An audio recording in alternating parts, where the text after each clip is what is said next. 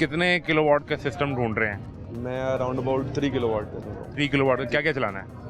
मेरा बेसिक जो पर्पज़ है ना वो बैकअप सप्लाई है और अपने यानी बिजली के UPS बिल को इस्तेमाल कम करना चाह हाँ रहे हैं। यूपीएस भी और बिजली के बिल को थोड़ा कम करना चाह रहा हूँ क्योंकि बजट रिस्ट्रिक्शन की वजह से मैं 3 किलोवाट का सिस्टम ही मतलब मैं बजट आपसे पूछता हूँ, लेकिन पहले मुझे ये बताएं कि अभी घर में आपके एक मीटर है कि दो हैं? एक है, सिंगल मीटर है। सिंगल मीटर, तो आप तो 200 यूनिट क्रॉस कर जाते हैं। मेरा 480 से भी ऊपर चला जाता है। 480 बिल कितना आता है फिर? अराउंड अबाउट 40-45 के अराउंड आता है।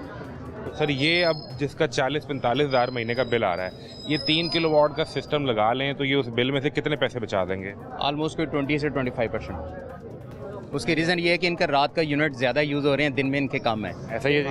बिल्कुल ऐसे ही है।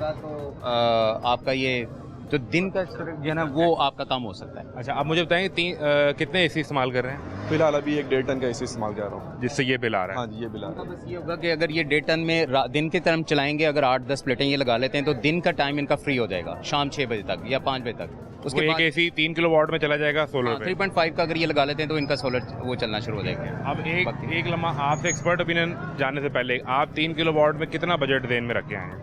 मैं खुद भी, मेरा प्रोफेशन, मैं इंजीनियर हूँ खुद भी, तो मैं इसलिए वो इसका मतलब by profession I am electrical engineer also. दोनों इंजीनियर मिल गए हैं। अब अपनी ज़बान में बात नहीं करनी, वो करनी जो मुझे भी समझ आए साथ। तो कितना बजट आपके जेन में है? मेरे जेन में 350 के अराउंड है। 3.5 लाख में? इसमें 645 वाट की 4 से 5 प्लेट्स, एक इन्वर्टर और रेलेवेंट जो भी एक्सेसरी वो आ सकती है। वो आ जाएगी। दूर कितने इतने में हो आपको जाएगा? अगर 1.5 टन के एसी चलाने तो आपको 8 प्लेटें चाहिए होंगी उसके लिए, क्योंकि आप उसकी एफिशिएंसी भी निकालें ना जो 23.5% या 8% पे, तो उसकी एवरेज फिर ये बनेगी। वो फिर ये होगा कि आप 9 बजे भी एसी ऑन कर देंगे, शाम को 4 बजे तक भी चलाएंगे तो इजी होकर आप चला सकते हैं। आपने कैलकुलेशन 6 प्लेट से की थी? हाँ जी। तो ये आ गया इधर आगे आके 8 करेंगे तो आप सुबह 9 बजे एसी चला सकते हैं। हाँ मतलब पीक 12-1 बजे के बाद, अगर 12-1 बजे यूज़ करें मतलब वही जल्दी भी आप चला सकते हैं। आपका सारा दिन एसी चल रहा हो ना तो 5-6 घंटे आपका पंखे में फिर बड़ा इजीली शाम के 5-6 घंटे, यानी 5 बजे बंद होता है तो रात 10 बजे तक 11 बजे तक यू आर डन। 9-10 बजे तक इजीली इनका ये आप पंखे से भी हाँ इजीली। उसके बाद आप एसी ऑन करें। अच्छा मुझे ये बताएं कि इस 3.5 लाख में आप बैटरी बैंक तो नहीं डाल रहे?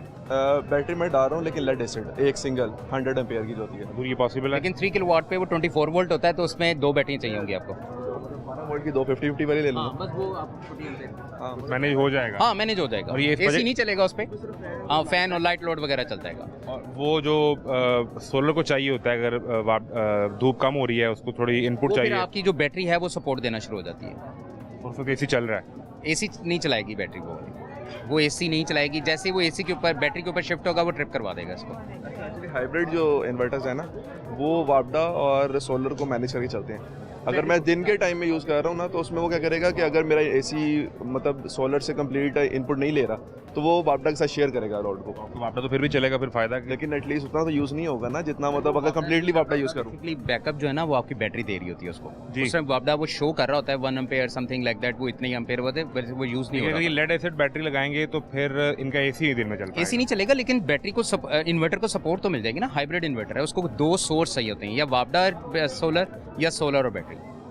सर वो तो चल रहा है। हाँ अब जिस तरह आज बारिश हुई है, आज धूप कम है, सोलर ऑलमोस्ट 0 की तरफ चला जाएगा और वापडा अगर नहीं आ रही तो इनका एसी बंद हो जाएगा। और जबकि ये जो टाइम है इस टाइम एसी चल रहा होता है? इसमें नॉर्मल डेफिनेटली इसमें एसी चल रहा होता है। अभी 4 बजे हैं, लोग 5 बजे तक के लिए फिर इन्हें लिथियम आयन बैटरी पे जाना पड़ेगा। अगर बजट है तो लिथियम आयन तो दी बेस्ट है। और वो 3.5 किलोवाट का अगर ये इन्वर्टर लगाएं और 3 किलोवाट के सिस्टम में तो 2.5 किलोवाट की बैटरी पे जाएंगे। हाँ 2.5 किलोवाट की 1.5 लाख रुपया, यानी ऑलमोस्ट तकरीबन आपका 3.5 लाख से सीधा 5 लाख पे चला जाएगा। बैटरी भी डिपेंड करता है। अगर सिंपल लिथियम बैटरी पे जाऊंगा उसकी लाइफ भी 3 से 4 साल होगी। अगर आयरन फॉस्फेट होगी उसकी साइकिल ज़्यादा होगी। हाँ तो कंपनी वारंटी देती है। सेम टेक्नोलॉजी है। आपने फिर इसमें कोई रिसर्च की होगी कितना प्राइस डिफरेंस है सिंपल लिथियम पे और आयरन फॉस्फेट पे? अच्छा खासा डिफरेंस है। अगर आप मैंने ईवी में नहीं करती किसी ब्रांड में, किसी मैन्युफैक्चरर फॉस्फेट अभी नहीं करती है।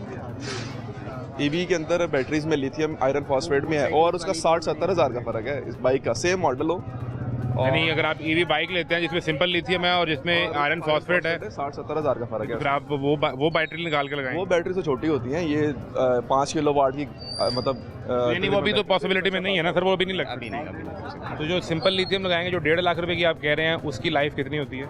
वो कंपनी उसकी जो क्लेम करती है वो 5 to 7 ईयर करती है, लेकिन वो डिज़ाइन तो 10-12 साल के लिए होती है। कितने साइकिल? 6000 साइकिल होती है। 6000 हाँ, साइकिल पर लेकिन वो डे 1.5 लाख रुपए आपको बढ़ाना हाँ, पड़ेगा। ऐसे- अभी आप उस पे नहीं जा रहे? नहीं, मैं उस पर जाऊँगा। 3.5 लाख में? नहीं नहीं, बिल्कुल।